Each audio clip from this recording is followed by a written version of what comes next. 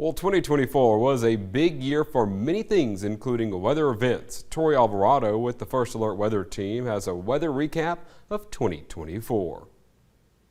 Looking back on 2024, our year was filled with weather wonders like no other.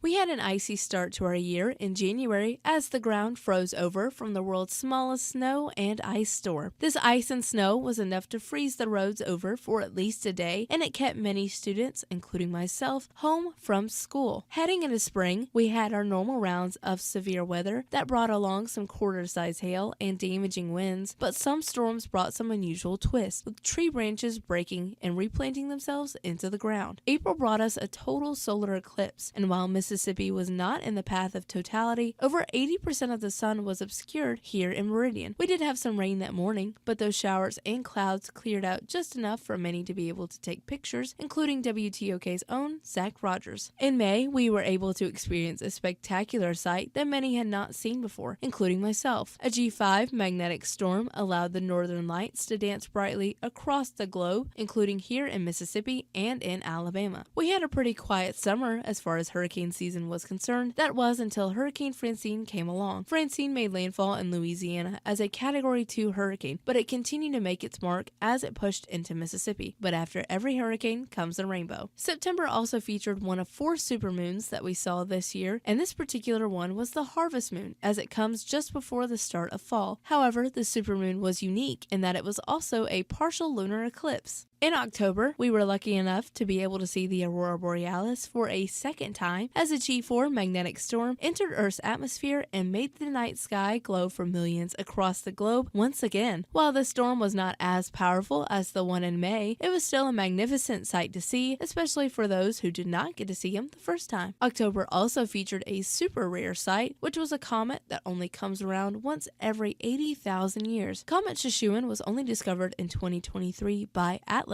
so it was spotted at just the right time. And of course, we cannot forget about all of the beautiful sunrises and sunsets we saw throughout the year. So as the sun rises and falls for one last time in the year 2024, I hope you all are able to reflect back on all of the good and the bad memories that the weather brought for the year and find joy in the wonder that came along with it.